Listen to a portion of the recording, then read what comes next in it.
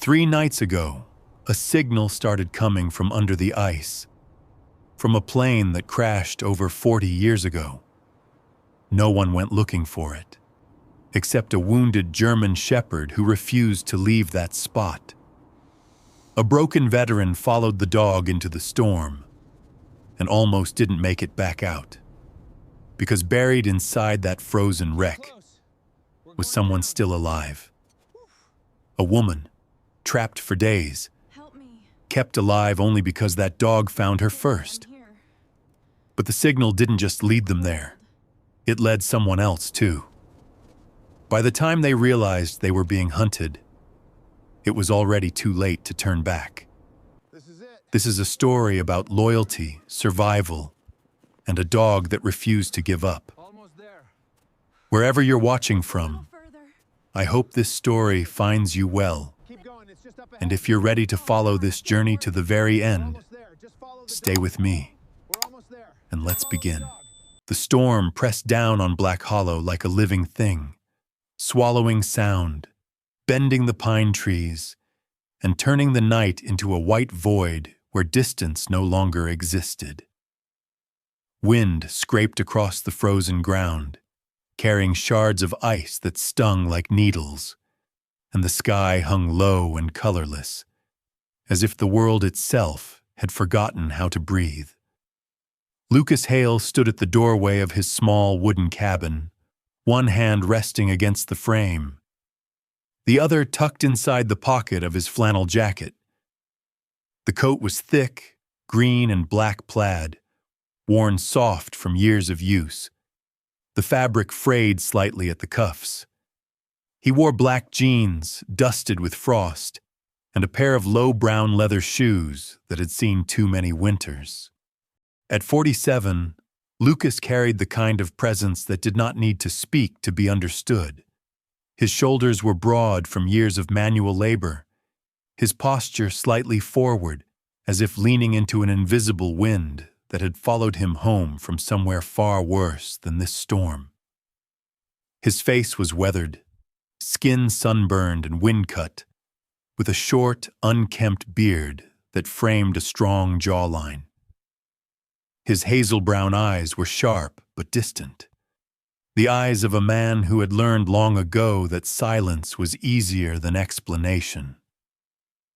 There was a thin scar running from the edge of his left eyebrow down toward his cheekbone, pale against his skin, a quiet reminder of a life that had never fully let him go.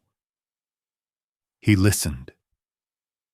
At first, there was nothing but the storm.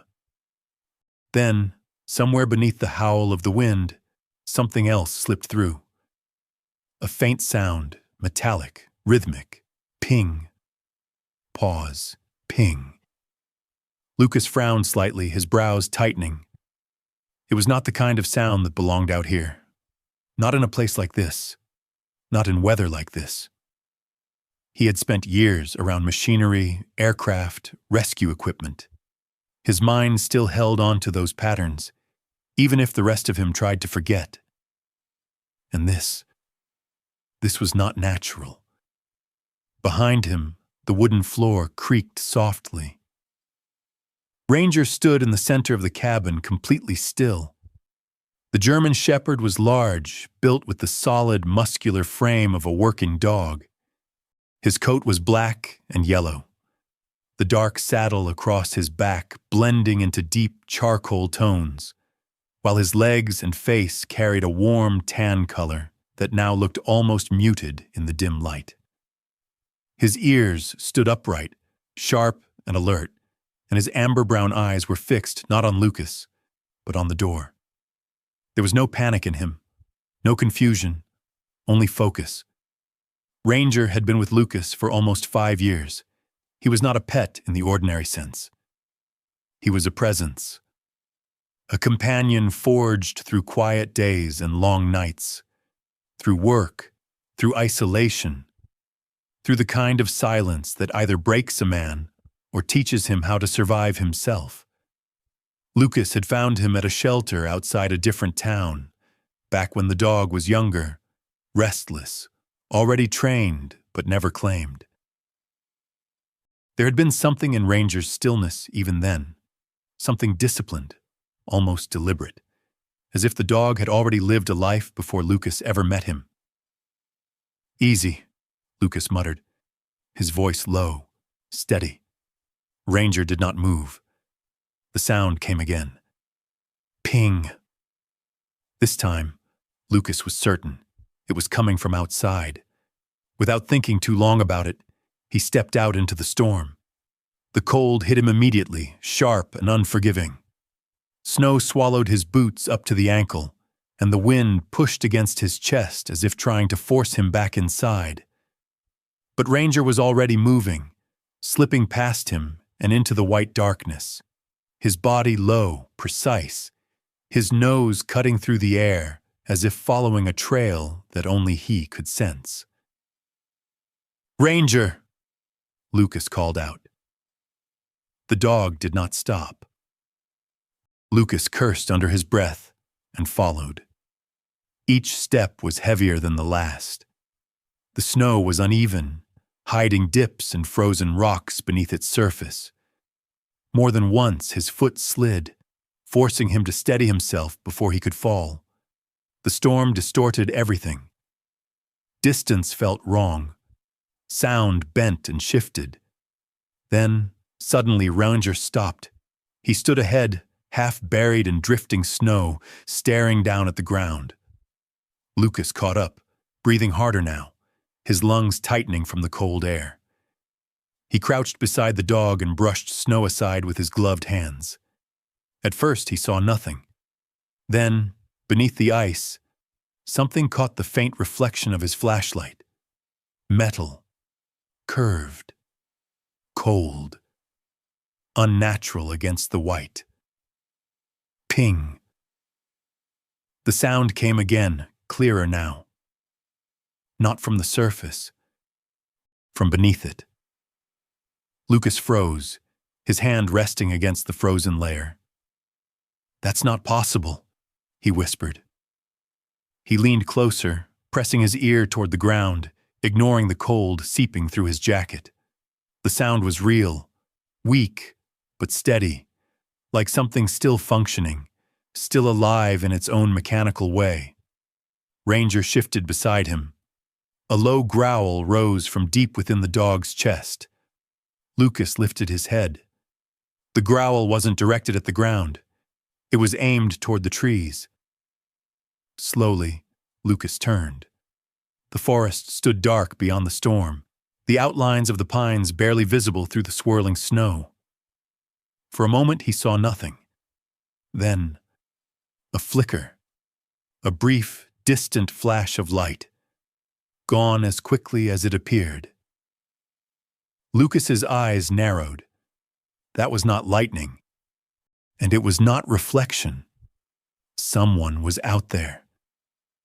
The wind howled again, louder now, as if trying to bury everything under its voice.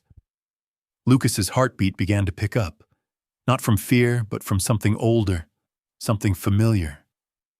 The same instinct that had once told him when a situation was about to go wrong, when the quiet wasn't just quiet, but waiting. Ranger stepped forward, placing himself slightly ahead of Lucas, his body angled toward the trees, ears locked forward. Lucas exhaled slowly.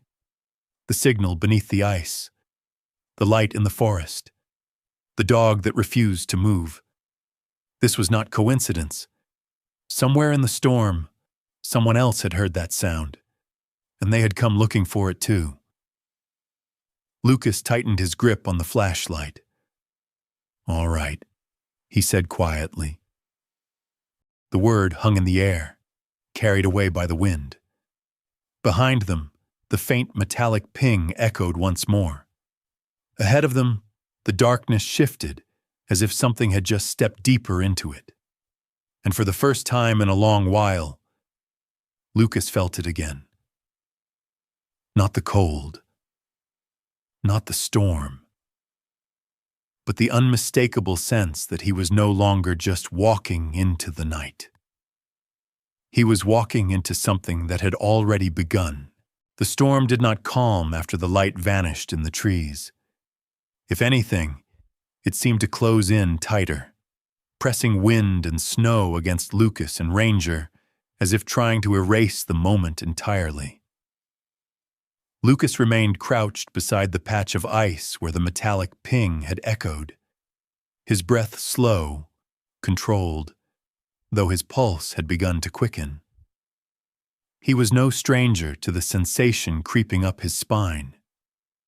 It was the same awareness he had felt years ago in a different kind of storm, when silence meant someone was watching and patience meant survival. Ranger shifted again, stepping away from the buried metal and angling toward the darker stretch of pines to the north. The dog's black and yellow coat was already collecting frost, the darker fur along his back rimmed in white. His amber-brown eyes were not confused. They were calculating. Lucas brushed more snow away, revealing a curved edge of aluminum plating beneath the ice. The metal was weathered, torn along one side, and embedded deep enough that it had clearly been there for years. He ran a gloved hand along it, feeling the rigid seam, aircraft skin. He did not need a serial number to know that much. Another faint ping vibrated beneath the surface, followed by silence. The sound was weaker now, as though whatever powered it was fading. Lucas's jaw tightened. He had not thought about echo flight in years. Not properly. He had trained himself to think of it as something sealed in official reports and folded flags. The name had lived in a file cabinet somewhere, buried under words like lost, presumed, unrecovered. But hearing it tonight, seeing that curved metal under the ice, cracked open something he had spent decades trying to weld shut. Ranger moved suddenly, trotting 20 feet ahead and lowering his head toward a drift of snow shaped strangely against the slope. Lucas followed, boots grinding into ice. He reached Ranger's side and froze. Beneath the drift lay the rigid outline of a dog's body, half exposed by the wind. The fur was stiff with frost, pale under the moonlight, but the structure of the frame was unmistakable. A German shepherd, older, its muzzle grayed with age even in death. It lay on its side as though it had been guarding something and simply never stood back up. Lucas knelt slowly. He cleared snow from the neck and found a metal tag attached to a weathered collar. The engraving was faint, but readable beneath the ice. Echo Flight, 1983. For a moment, the storm seemed to drop away entirely. Lucas felt the air thin in his lungs. His older brother, Daniel Hale, had been part of that flight crew. Daniel had been the kind of man who laughed easily, tall and lean with sun-browned skin and hair that never stayed neatly combed. He had possessed a quiet confidence that came from believing in purpose, and that belief had carried him into missions others hesitated to accept. Lucas had idolized him once. Losing him had not just taken a brother. It had hardened Lucas into someone who trusted less, spoke less, felt less. Seeing that tag now was not memory. It was confirmation.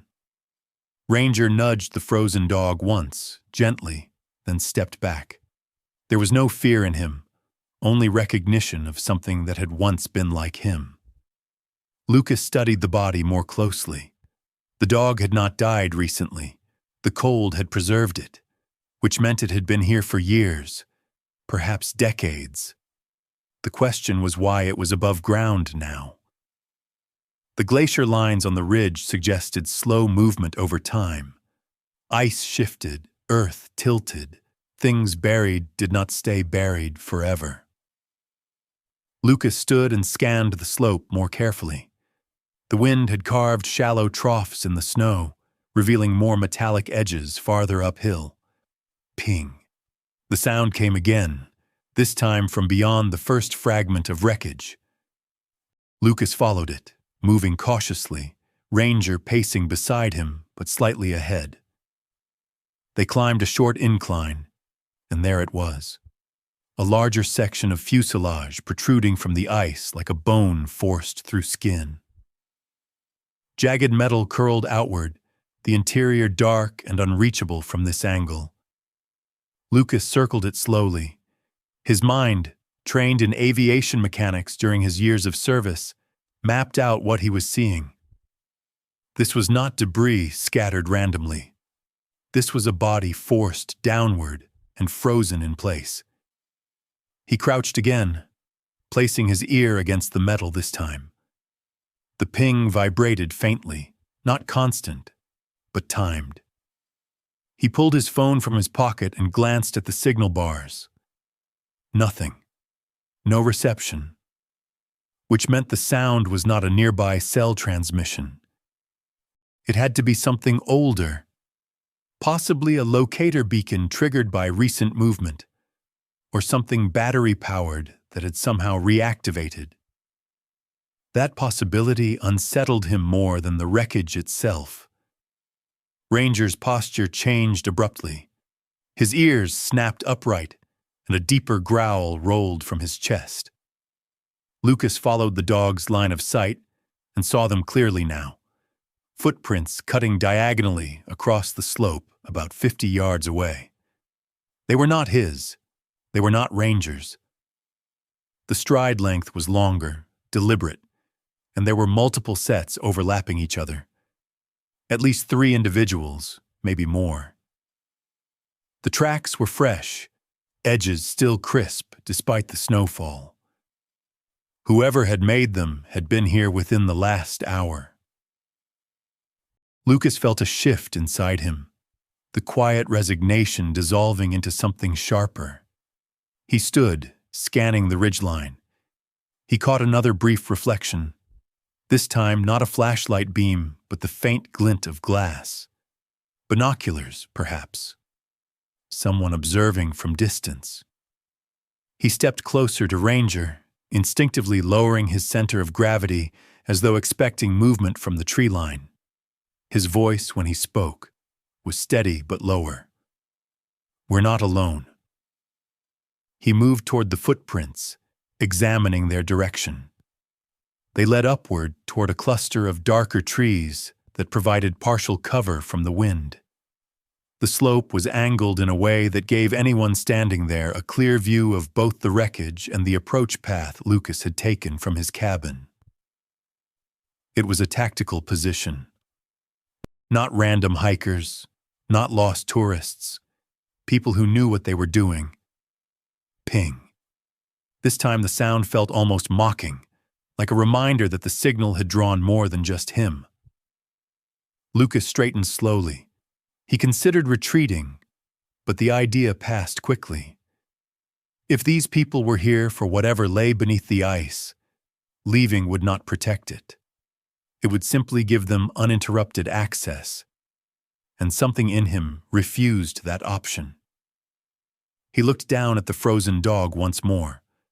Echo Flight, 1983. Daniel's flight.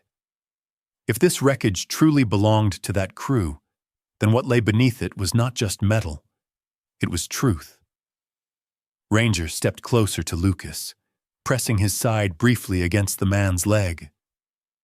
The dog's breathing was controlled but heavier now, not from fear but from anticipation.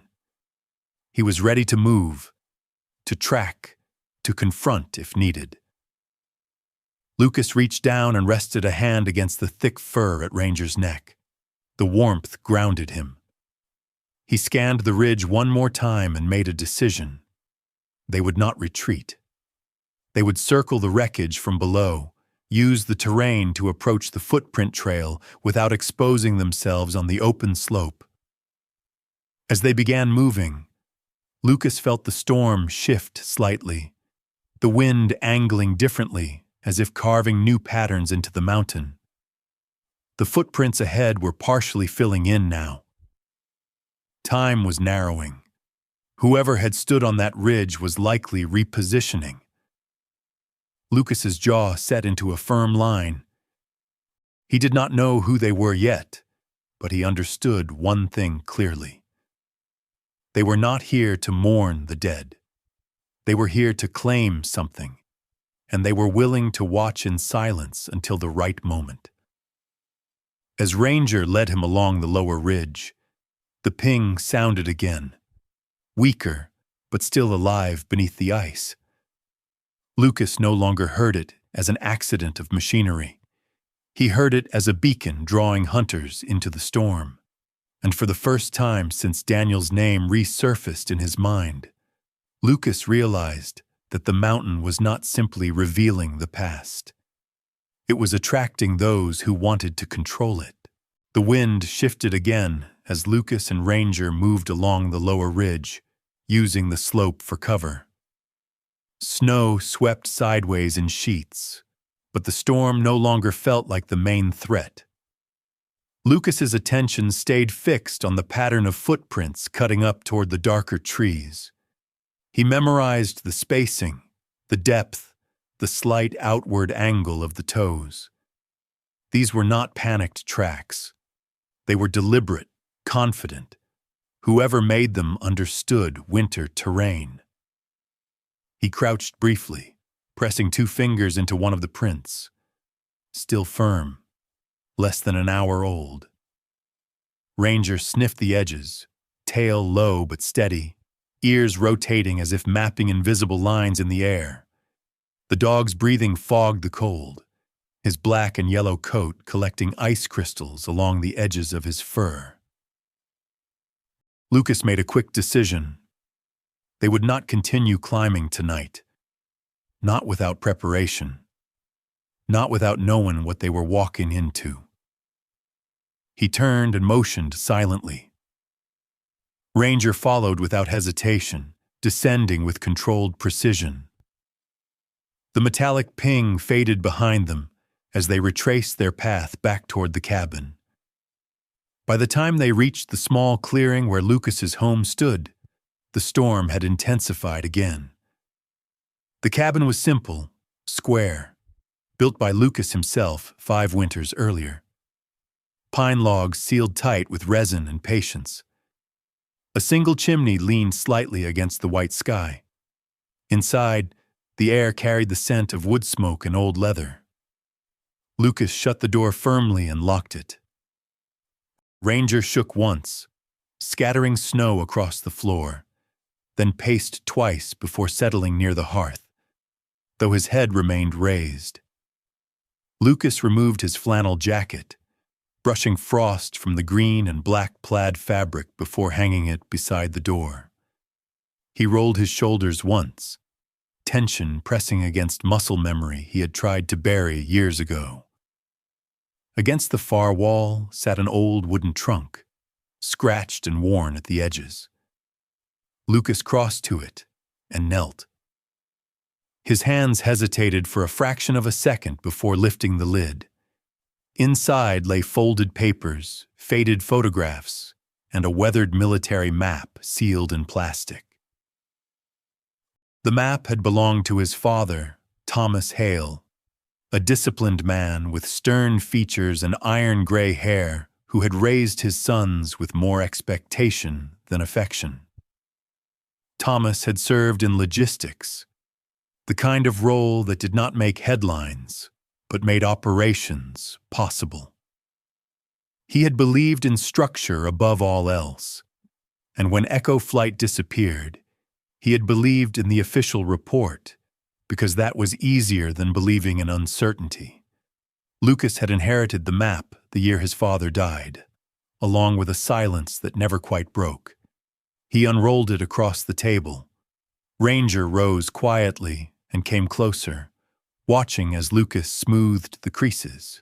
The map detailed flight corridors over the mountain range, annotated in pencil with coordinates and arrows. Lucas's eyes scanned the lines until he found it. Echo Flight, last confirmed route. The penciled arc cut across the exact ridge where the fuselage fragment had emerged from the ice. His jaw tightened. The glacier's slow movement over 4 decades would have dragged the wreckage downhill before forcing it back toward the surface. The metallic ping they heard tonight likely came from deeper within the mountain.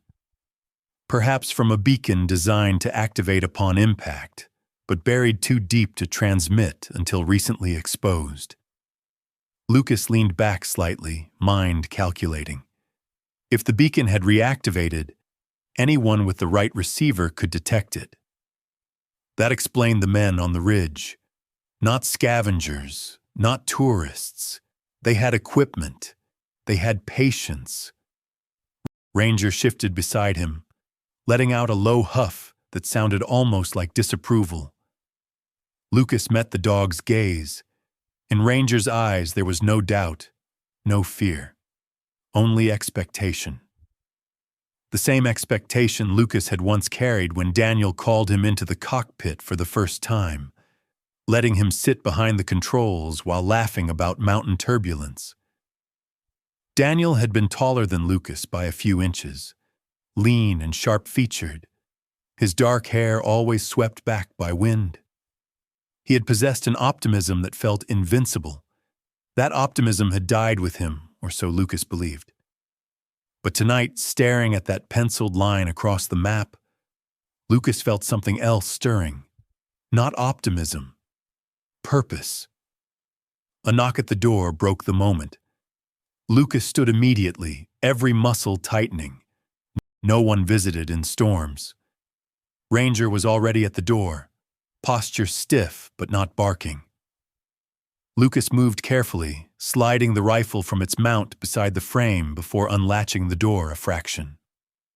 A man stood outside, half covered in snow. He was broad-shouldered, thick-necked, with a heavy brown beard crusted in frost. His nose had been broken at least once, set slightly crooked, and his eyes were a pale gray that missed little. He wore a dark, insulated jacket without insignia, and behind him, barely visible through the blowing snow, stood 2 other figures. The man spoke first, voice calm, almost friendly. "Evening. Storm's a bad one. Mind if we warm up a minute?" Lucas studied him. There was no panic in the man's posture, no genuine discomfort. His stance was balanced, weight evenly distributed, used to cold, used to waiting. "Cabin's small," Lucas replied evenly. "Not much space." The man's lips curved slightly. "We won't take long. Name's Grant Mercer." He extended a gloved hand, but did not step forward. The handshake was offered, not insisted upon. Lucas did not take it. Lucas Hale. Mercer nodded, glancing briefly at Ranger. "Good dog." Ranger did not wag. He stood still, eyes fixed on Mercer's face. Behind Mercer, the other 2 men shifted. One was taller, thin, with sharp cheekbones and a shaved head, his movements quick and alert. The other was younger, perhaps early 30s, with light stubble and restless eyes that scanned the perimeter rather than the cabin. None of them carried visible weapons, but Lucas noticed the bulge beneath Mercer's jacket near the shoulder, a harness strap, possibly for radio equipment. "You're local?" Mercer asked. "Long enough," Lucas answered. Mercer's gaze flicked toward the direction of the ridge. "Funny thing about these mountains," he said lightly. "They like to give up old secrets." Lucas did not respond. Mercer smiled again, but there was no warmth in it. "We'll head out. Just making sure no one else got caught in the storm." He stepped back. The 3 figures faded into the snowfall as quickly as they had appeared. Lucas closed the door slowly. Ranger exhaled sharply through his nose. Lucas walked back to the table, staring at the map again. The encounter confirmed everything.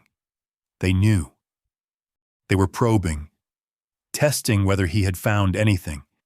He could wait, pretend ignorance. Let them take whatever lay beneath the ice, or he could move first. He folded the map with deliberate care. Then he began preparing. Thermal layers, spare batteries, rope, ice picks, emergency flares. He slid his flannel jacket back on, the familiar weight settling across his shoulders like armor. Ranger paced once, then stood ready near the door. Lucas knelt briefly, resting his forehead against the dogs. "We don't get a second chance at this," he murmured. The storm howled outside as if in agreement. When Lucas opened the door again, he did not hesitate. Ranger stepped into the night first, body low and purposeful. Lucas followed, locking the cabin behind him without looking back. High above, partially hidden by drifting snow, 3 silhouettes reappeared along the tree line. Grant Mercer watched through binoculars, expression unreadable. He lowered them and gave a small nod to the others. They began moving, careful to remain downwind. Following the faint trail, Lucas and Ranger carved into the white. And as Lucas and Ranger climbed once more toward the ridge, the metallic ping beneath the mountain echoed faintly through the storm, pulling both hunter and hunted deeper into the same frozen path. The storm had deepened into something relentless by the time Lucas and Ranger reached the lower slope again. Snow no longer fell gently. It drove sideways in sheets that blurred the edges of rock and tree alike. The mountain did not roar or rage. It simply endured. And in enduring, it forced everything else to prove whether it could do the same. Lucas adjusted the collar of his green and black plaid flannel jacket tighter against his throat and leaned forward into the wind. The fabric, heavy and worn from years of cold seasons, absorbed the frost gathering along his shoulders. His black jeans were already damp at the cuffs, and the brown leather shoes he favored were stiff with ice, but he kept moving. Ranger walked ahead, not rushing, not hesitating, the dog's black and yellow coat dusted white along his spine as though the mountain had marked him as one of its own. The climb was steeper this time. Lucas chose a route that cut diagonally across the ridge to avoid exposing himself directly on the skyline where Mercer and his men might have clear sight. Each step required force. Snow swallowed his legs to mid-calf, sometimes higher, and beneath it lay uneven rock that shifted unpredictably. Within 15 minutes, the cold began creeping inward. His fingertips tingled, then dulled. He flexed them inside his gloves, but the sensation did not return fully. His breathing grew harsher, visible in thick plumes that drifted and disappeared in the wind. Ranger glanced back more often now, as if measuring the space between them. Lucas's thoughts moved in uneven waves. He remembered winter drills from years ago, when instructors barked at them to keep moving, to maintain circulation, to never sit down no matter how tired they felt. Hypothermia did not feel dramatic, they had said. It felt like permission to stop trying. He shook his head once, forcing clarity back in. He was not that young man anymore, but he still understood the rules of cold. Halfway up a narrow incline, his boot broke through a crust of ice he had misjudged. The ground beneath gave way abruptly. He felt himself drop, not far but violently enough that his knee struck rock and his body twisted sideways. Snow collapsed inward, swallowing him to the waist. A hidden pocket, carved by wind over time. He tried to push up, but his left leg was wedged between 2 buried stones. Pain flared sharply through his thigh. The wind intensified, carrying loose powder that filled the hollow around him. "Ranger," he called, not loudly, but firmly. The dog was already moving. Ranger circled once, then leapt down into the shallow depression beside him. Up close, the German Shepherd's size was undeniable. Muscle layered beneath thick fur, strength in the way he braced his front legs. His amber eyes were wide now, alert but not panicked. Lucas tried again to free his leg, but the more he shifted, the deeper the snow packed in around him. He exhaled slowly. Panic would tighten muscle, and tight muscle would trap him further. Ranger began digging. He did not hesitate or bark for help that would not come. He dug with controlled, urgent strokes, front paws scooping snow away from Lucas's trapped leg. Ice scraped against fur, and within seconds, small lines of red appeared along Ranger's paws, where the crust cut into skin. He did not slow. Lucas reached down and cleared snow with his gloved hands as well, but his fingers were losing precision. The numbness was spreading past his knuckles. The wind howled louder, as if sensing weakness. Snow poured into the hollow faster than they could clear it. Lucas's breath shortened. He felt the cold begin to press into his core, dulling the edges of fear into something dangerously close to calm. That false calm frightened him more than the pain in his leg. He knew this sensation. He had seen it in others. Men who stopped fighting the cold because it felt easier. Not yet, he muttered to himself. Ranger shifted position and lowered his body against Lucas's side, bracing his weight. Then, with a sudden surge of force, he dug his back legs into firmer ground and pulled, teeth gripping the sleeve of Lucas's jacket near the shoulder seam. The fabric strained. Lucas pushed upward at the same moment, twisting his leg free from between the rocks. The movement tore through his thigh like fire, but he rose enough for Ranger to drag him forward out of the hollow. They collapsed together onto more solid ground. For several seconds, Lucas lay there, staring at the storm above him. Ranger stood first, pacing once in a tight circle before returning to Lucas's side. Blood marked the dog's front paws faintly against the snow. Lucas pushed himself upright slowly. His hands shook now, not from fear, but from the cold, stealing coordination.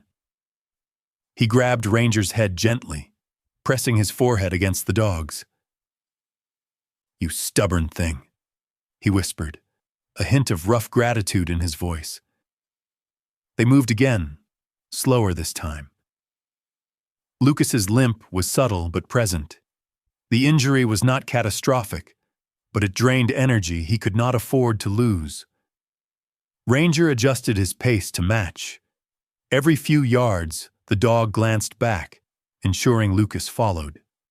The mountain narrowed into a shallow corridor bordered by wind-sculpted drifts that rose like frozen waves. Sound became distorted there. The metallic ping returned faintly, carried strangely through the enclosed space. Lucas paused and listened more carefully. The signal was closer now, deeper, less muffled. He angled towards it, climbing carefully over a ridge of hardened snow. His vision blurred briefly at the edges, and he blinked hard to clear it. He was aware of how thin his margin had become. Ranger sensed it too. The dog's movements grew more deliberate, less exploratory, and more guiding. At one point, Lucas stumbled again, this time catching himself against a half-buried boulder. His gloves slipped slightly on the ice. He inhaled sharply and forced himself upright. He thought of Daniel, of the reckless confidence his brother once carried, and wondered what he would say now. Probably something simple. "Keep moving." Ranger stopped abruptly ahead, not because of sound, because of absence. The wind did not cut through this next section the same way. The snow lay smoother, undisturbed except for faint settling lines that suggested hollowness beneath. Ranger's ears angled forward, and he took 2 careful steps, then stopped again. He lowered his head and sniffed, then pawed lightly at the surface. The snow shifted differently there, compacted but not solid. Lucas approached slowly, each step measured. He crouched and brushed snow aside carefully. Beneath it, the surface dipped inward into a darkened seam in the ice, narrow but deep. A crevasse, partially concealed by recent snowfall. Cold air rose from it, sharper than the surrounding wind. And beneath that air, faint but unmistakable, the metallic ping echoed once more. Lucas swallowed. He realized then that the mountain had not simply revealed wreckage higher up. It had hidden something deeper below. Ranger stood at the edge of the crevasse, paws planted wide, body tense but not retreating. His breathing was heavier now, fatigue visible in the slight tremor of his flank, but he did not step back.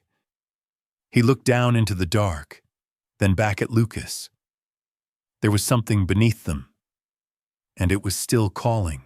The crevasse did not look wide from above, but when Lucas leaned closer, he understood its depth.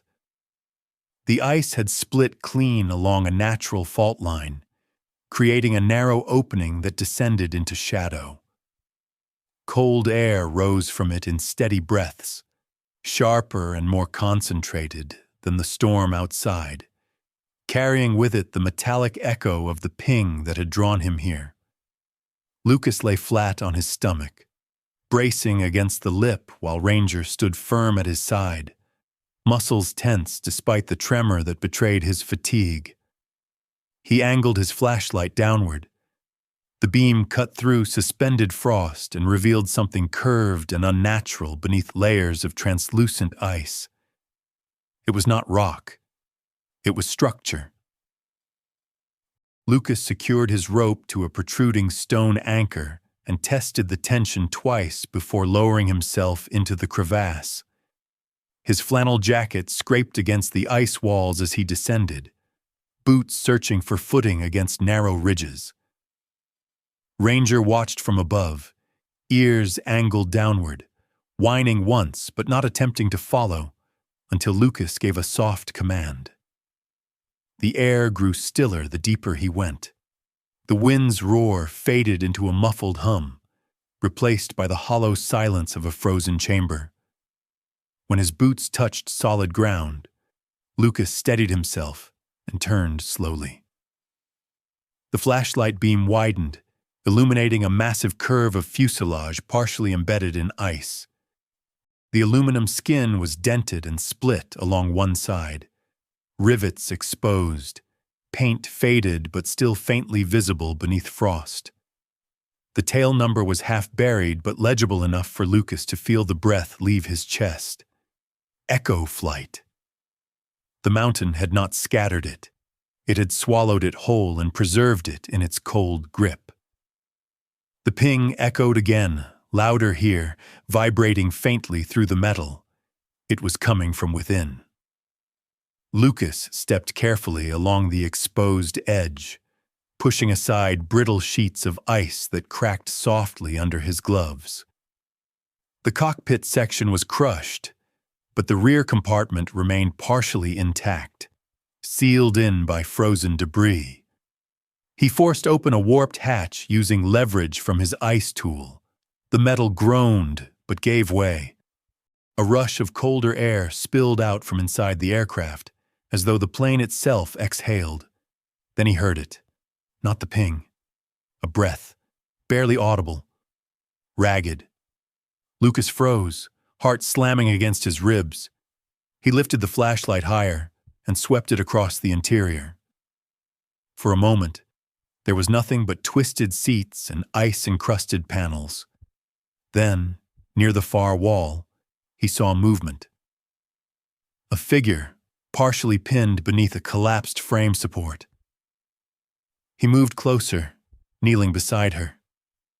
She was young, perhaps early 30s, though cold had drained the color from her skin and made age difficult to judge.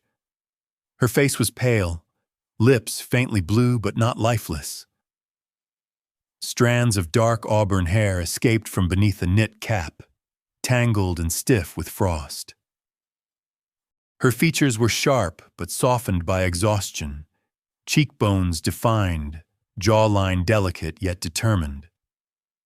She wore a heavy insulated jacket, layered with thermal gear beneath, the kind designed for alpine research rather than casual hiking. Her hands were gloved but stiff, one trapped beneath twisted metal. A small electronic device rested against her chest, its dim screen blinking faintly in sync with the metallic ping. Her eyes fluttered open at the sound of Lucas's movement. They were gray-green, intelligent even through the haze of fatigue. "You're real," she whispered, her voice thin and cracking. It was not fear in her tone, but disbelief. Lucas leaned closer. "Stay with me," he said firmly. "How long have you been down here?" 2 days, she breathed. "Maybe 3. The storm. I lost track." She tried to shift, but winced sharply. Lucas examined the metal pinning her leg. It had trapped her just above the ankle, restricting movement but not crushing bone. "Name?" he asked. "Emily Ross." The words came slower now, but clearer. "Geophysical researcher. I was tracking the beacon." Her voice carried education and precision even in weakness, not reckless, purposeful. Her posture, despite injury, suggested resilience rather than fragility. There was dirt beneath her fingernails and scratches along her cheek, where she had likely tried to free herself. She was not someone who waited passively for rescue. "You shouldn't be here alone," Lucas said, assessing the frame. "I wasn't alone," she replied faintly. "They were following the signal too. I thought I could reach it first." Lucas's jaw tightened. "Mercer?" Her eyes sharpened slightly. "You've seen him." That was answer enough. Ranger barked sharply from above, a single echo that bounced down the crevasse. Lucas glanced upward. "He found you first?" he asked Emily. She nodded weakly. "Your dog, yesterday. He crawled in through that split in the fuselage." She gestured faintly toward a gap Lucas hadn't noticed. "He stayed, pressed against me, shared heat." A fragile smile touched her lips. "I thought I was hallucinating." Lucas exhaled slowly. Ranger had sensed the life below and remained until she stabilized, then gone to find help. The loyalty in that sequence struck him harder than he expected. He worked carefully, prying the twisted support away from Emily's leg with controlled leverage. The metal groaned but shifted enough for her to pull free with a sharp intake of breath. He checked for fractures quickly. Bruising, swelling, but no obvious break. "Can you stand?" "Not yet," she admitted. Lucas wrapped her in an emergency thermal blanket from his pack and handed her a small insulated flask. She drank slowly, eyes never fully leaving his face, as if ensuring he would not vanish like a storm hallucination. "The beacon activated when the glacier shifted," she said quietly. "It must have regained line of sight. I've been studying this crash for years. There were discrepancies in the official report." Lucas paused at that. "Discrepancies." She nodded. "Flight data gaps. Classified segments that didn't align with weather patterns. Echo Flight wasn't just a rescue mission. They were transporting evidence, something tied to a military contract cover-up." Her breathing grew heavier from speaking. Lucas absorbed that silently. Daniel had never mentioned anything beyond routine duty, but Daniel had always protected information with quiet loyalty. And Mercer? He's private security, Emily said. Or that's what he calls himself. He's been chasing whistleblowers for years. He tracked my research, followed the signal once it reactivated. The ping echoed again, louder now that the device rested in her hand. Lucas glanced toward the narrow opening above. Ranger's growl rumbled faintly down the shaft. Then came another sound. Not wind, not shifting ice. Voices, faint at first, then clearer, male, controlled. A metallic click echoed sharply in the confined space. Lucas recognized it instantly, a firearm being chambered. Emily's eyes widened. "They're here," she whispered. Ranger barked again, louder this time, a warning that reverberated through the frozen fuselage. Lucas rose slowly, positioning himself between Emily and the opening. The flashlight beam flickered slightly as his grip tightened. Above them, snow shifted at the lip of the crevasse. A shadow passed over the opening. And then, clearly, unmistakably, a voice called down through the ice. "Lucas Hale, you found something that doesn't belong to you." The voice above the crevasse did not shout. It did not need to. Grant Mercer spoke with the kind of calm that suggested control, even when standing at the edge of a frozen abyss.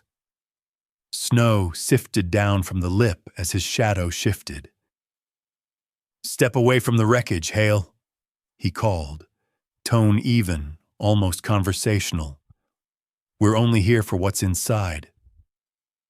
The metallic click of another firearm echoed behind him, confirming he had not come alone. Lucas stood between Emily and the opening, the beam of his flashlight cutting upward into the swirling white. He could not see Mercer's face clearly, but he could imagine it. Broad jaw set firm beneath frost, pale gray eyes scanning for weakness. Emily's breath grew uneven behind him. Ranger's bark came once more from above, sharp and defiant. Lucas moved quickly. He looped his rope under Emily's arms, securing her against his back with practiced efficiency. She protested weakly at first, but he silenced her with a firm look. "You stay conscious," he said. "That's your job." He adjusted the thermal blanket around her shoulders, feeling the tremor in her body through the layers. She was lighter than he expected, but dead weight once lifted. His thigh screamed in protest as he rose, injury flaring with the added burden. The cold pressed harder now, not just against skin, but into bone. Gunfire cracked above. The sound reverberated down the ice walls, shattering fragments loose that cascaded in glittering shards around them. Mercer was not firing to hit. Not yet. He was firing to intimidate. To herd. Lucas angled away from the rope line he had used to descend. Going back the same way would make them easy targets. He scanned the fuselage interior quickly and spotted a fractured section of metal along the rear where the glacier had torn a secondary exit. It was narrow, jagged, but open to a sloping tunnel of compacted ice. He moved toward it without hesitation. Ranger appeared at the lip again, teeth bared, body tense. When Lucas signaled, the dog did not wait. He launched himself down into the crevasse in a controlled slide, landing hard but steady. His paws left faint streaks of blood where the earlier cuts had reopened, yet he ignored them. He positioned himself between Lucas and the direction of the gunfire, a silent shield. Another shot rang out, closer this time. Snow collapsed inward near the main entrance. "They're coming down," Emily whispered hoarsely against Lucas's shoulder. Lucas did not answer. He pushed into the secondary passage, ice scraping against his jacket. Ranger squeezed in beside him, guiding slightly ahead despite his injuries. The tunnel angled downward before sloping upward again, a natural ice channel formed by decades of pressure. Visibility narrowed to a few feet. Lucas's breathing grew labored. Each step required deliberate force to maintain balance while carrying Emily's weight. Behind them, muffled voices echoed. Mercer's voice remained steady, issuing instructions. The second man, the taller one with the shaved head, responded briefly. The third voice sounded younger, more impatient. They were descending. Lucas's boots slipped once, sending him to one knee. The impact jolted through his spine and into his thigh. Emily gasped, her grip tightening instinctively around his shoulders. Ranger turned immediately, pressing his body against Lucas's side to steady him. Lucas forced himself upright again. The world narrowed to rhythm. Step, breathe, step, breathe. The tunnel widened suddenly, spilling them into a lower clearing carved between two ice walls. The storm reintroduced itself there, wind funneling through the opening with violent force. They were exposed again. Lucas staggered forward into the whiteout. The beacon's ping faded behind them, replaced by the howl of the mountain. He tried to orient himself by memory, but the storm distorted everything. Landmarks vanished under fresh accumulation. His sense of direction blurred. He turned once too sharply and nearly lost balance, catching himself at the last second. Emily's weight pulled at his injured leg like an anchor. Gunfire cracked again in the distance. Closer now. Ranger's posture changed. He looked back over his shoulder, ears snapping toward the sound. Lucas felt the dog's decision forming before he saw it. "No," he muttered, but the word carried no command. Ranger darted suddenly to the left, sprinting hard across the slope, deliberately kicking up snow. His bark rang out once, sharp and unmistakable, then again from farther away. The gunfire shifted direction almost immediately, chasing the sound. Mercer shouted something, his tone sharper now, urgency replacing calm. Lucas stopped briefly, breath ragged. He understood instantly. Ranger was drawing them off the trail, creating a false path. He watched the dark silhouette of the dog blur into the storm, moving fast despite the injury. Snow swallowed him within seconds. Emily's voice trembled. "He's leading them away." Lucas nodded once, though the motion hurt. He forced himself forward in the opposite direction, angling downhill where the terrain dipped more steeply. Each step felt heavier than the last. His fingers were beyond numb now, barely responsive. His vision flickered at the edges again. Twice he stumbled fully, collapsing into the snow before dragging himself upright with a low growl of effort. The wind clawed at them relentlessly, erasing tracks almost as quickly as he made them. Minutes stretched into something indistinct.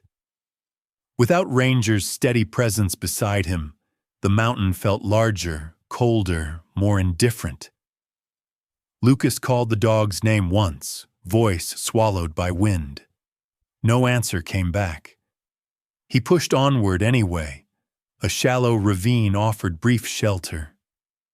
Lucas dropped to one knee and lowered Emily gently against the ice wall. She looked at him with strained clarity, exhaustion evident but resolve intact. "He'll circle back," she said, though her voice held uncertainty. Lucas wanted to believe that. Ranger had always returned, through fire drills, through long nights, through every silent moment in the cabin when memory pressed too close. But this storm was not like the others. The gunfire had not stopped entirely. It echoed faintly now, farther to the west. Lucas scanned the white horizon desperately. Nothing. No dark shape. No bark. For the first time since Ranger had entered his life, Lucas felt the hollow possibility settle into his chest. What if this was the one time he did not come back? Snow continued to fall, indifferent to doubt. Lucas rose again, lifting Emily once more onto his back. He turned toward the faint outline of trees barely visible through the haze. He would reach cover. He would find shelter. Then he would search. But as he took his first step forward without the steady rhythm of pause beside him, a thought pressed against his mind with painful clarity. He might already have lost him. The trees finally rose out of the white like ghosts. Their branches bent low beneath the weight of snow. Lucas stumbled through them with Emily strapped against his back, each breath cutting like broken glass in his lungs. The wind weakened slightly under the canopy, though it still howled beyond the tree line. He had no clear sense of direction anymore, only instinct guiding him downhill and away from the last echo of gunfire. His injured leg trembled beneath the strain. Emily's arms, looped weakly around his shoulders, had grown lighter not because she weighed less, but because she had little strength left to hold on. Then he saw it. Half buried beneath decades of neglect stood an old Ranger radio outpost. The structure leaned slightly to one side, its wooden panels warped and grayed by time.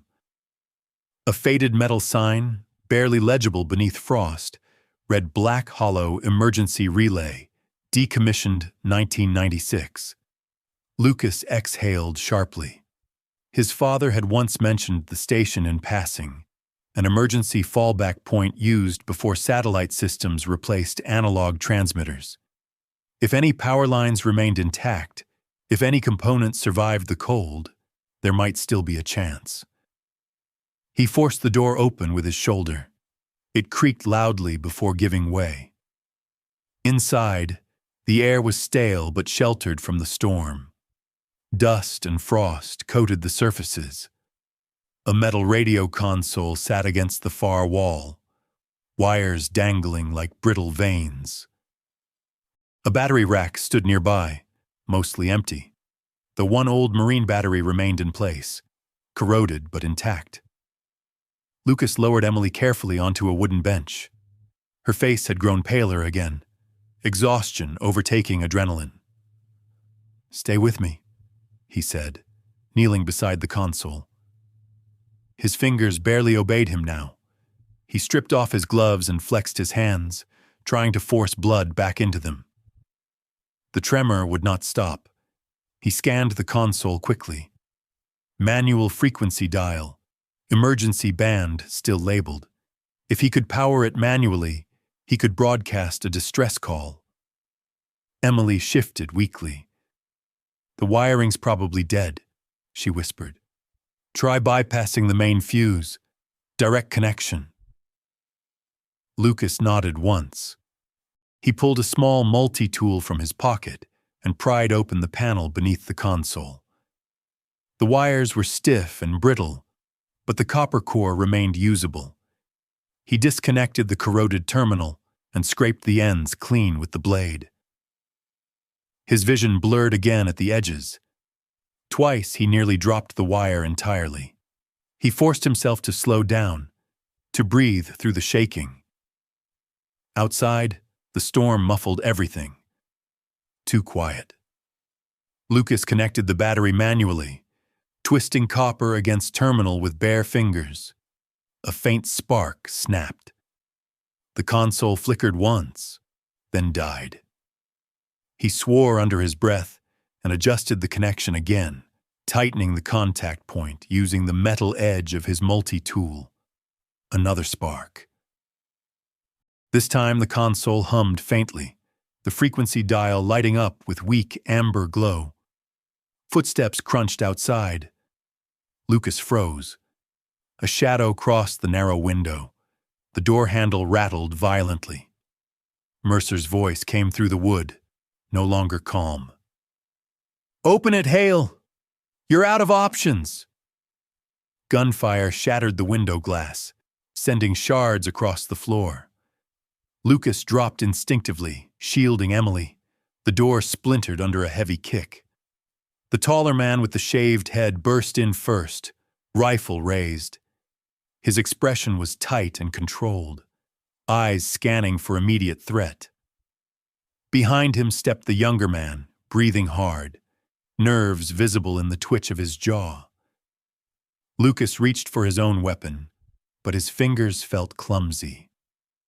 Then a sound cut through the chaos. A growl, low, familiar, ferocious.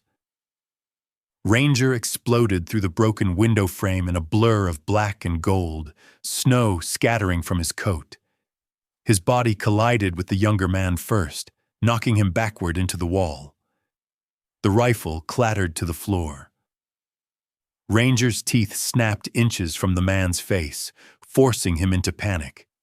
The shaved-headed man swung his weapon toward the dog, but Ranger shifted direction instantly, lunging low at his legs and sending him off balance.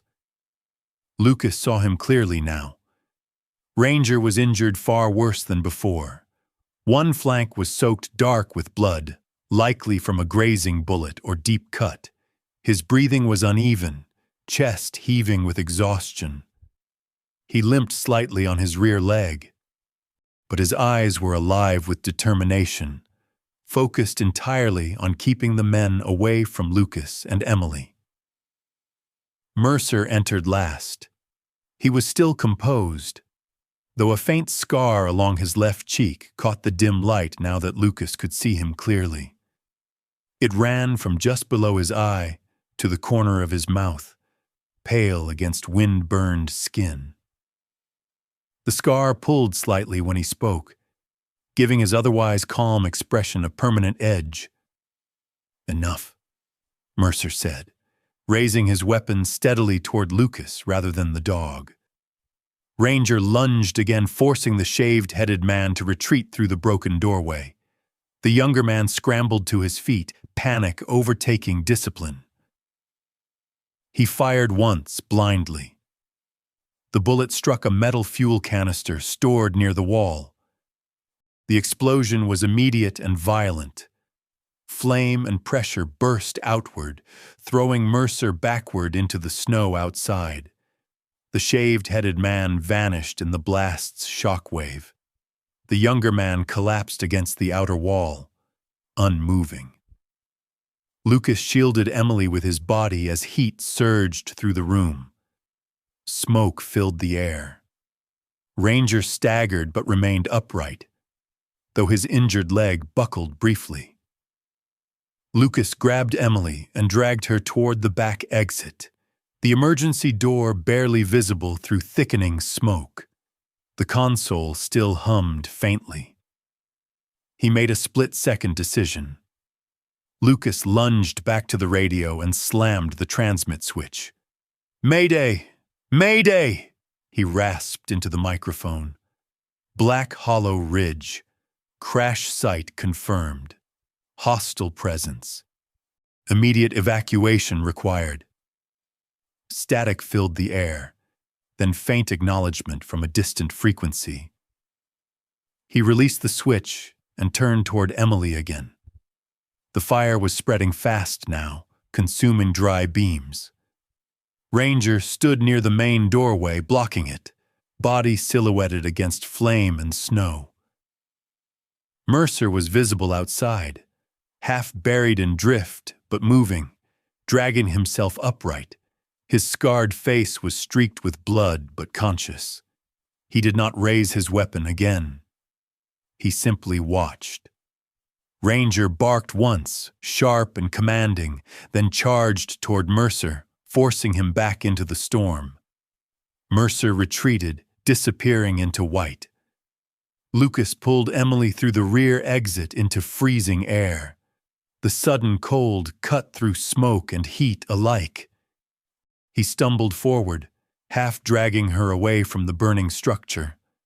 Behind them, the outpost roof collapsed inward with a final thunderous crack. Lucas turned back. Ranger was not beside him. Smoke and flame swallowed the doorway entirely. For a heartbeat, Lucas saw nothing but fire and falling beams. And for the second time that night, he felt the unbearable certainty settle into his chest. He might not get him back.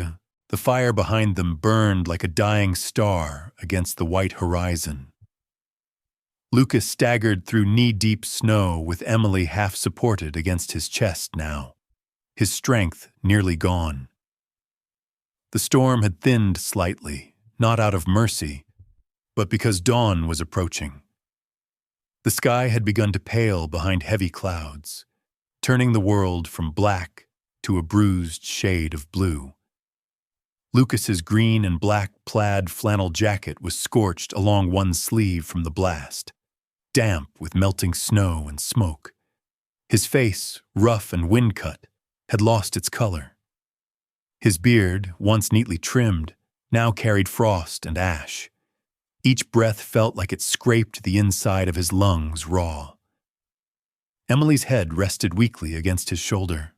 Her auburn hair had come loose entirely, strands frozen stiff against her cheek. Yet her eyes were still open, still aware. "Did it transmit?" she whispered. "Yes," Lucas answered, though he did not know how strong the signal had been. It transmitted. Behind them, the burning outpost finally collapsed inward with a final crash. Lucas did not look back again. His body moved on instinct alone now. He found a shallow ridge sheltered from the worst of the wind and lowered Emily carefully beside him. His hands shook violently, no longer just from cold, but from exhaustion. He scanned the storm once more, desperate. No sign of Ranger. The silence between gusts was unbearable. Then, faintly at first, a new sound pierced the wind. Not gunfire, not collapsing timber. A rhythmic chopping that did not belong to the mountain. Lucas lifted his head slowly. Through thinning snowfall, a dark shape appeared against the brightening sky. A helicopter, small at first, then clearer as it angled downward toward the ridge. Its lights cut through the white. The rescue team had received the call. Emily exhaled in relief that bordered on disbelief. Lucas felt his vision blur again, but this time not entirely from cold.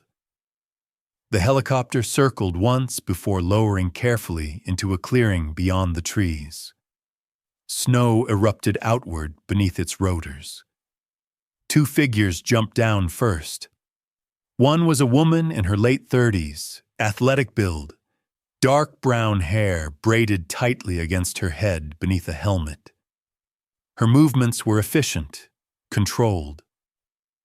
Her name patch read, Captain Sarah Whitmore. Her face was angular, skin weathered from years of alpine rescues. There was steadiness in her eyes that came from experience with both survival and loss. She moved toward Lucas with direct focus, not wasting motion on panic. Behind her came a broader man, early 40s, thick beard streaked with gray, eyes sharp and observant. His name was Daniel Cruz. He carried a medical pack across his back and scanned the terrain as if expecting another threat. He had once served in combat search and rescue overseas, and it showed in the way he assessed angles and exposure points before kneeling beside Emily. "Mayday caller?" Sarah asked. Lucas nodded once, though his body swayed slightly. Cruz examined Emily quickly. Severe hypothermia, dehydration, possible ligament damage, he muttered. His tone was calm, practiced. But she's breathing steady. She'll make it. Emily managed a faint nod. The data inside the beacon device, don't lose it. Lucas pressed the small device into Sarah's gloved hand. She tucked it securely into a protective pouch. Where's the third? Cruz asked, glancing around. Lucas swallowed hard. My dog. He did not need to explain further. Sarah understood immediately. She signaled toward the tree line. We'll sweep. As Cruz stabilized Emily and prepared her for lift, Lucas forced himself to stand again. He stumbled once before Cruz caught his shoulder firmly. You've done enough, Cruz said quietly. Lucas shook his head. Not yet. He moved toward the edge of the burnt clearing, calling once into the storm. His voice cracked. Ranger. There was no immediate response. The helicopter rotors continued to churn snow into spirals. Sarah and another rescuer moved outward in widening arcs, scanning for movement. Then, from beneath a collapsed section of charred timber near the outer edge of the outpost ruins, something shifted. Lucas froze. A dark shape pushed weakly against debris. Snow slid off in clumps. Ranger! Lucas stumbled forward, ignoring Cruz's warning. He dropped to his knees and began pulling aside broken wood. Underneath, curled tightly against the earth, lay the black and yellow body he feared he had lost. Ranger's fur was singed in places, especially along one flank where the blast had struck him hardest. His rear leg was twisted awkwardly, likely sprained or fractured. His breathing was shallow but steady. His amber eyes flickered open at Lucas's touch.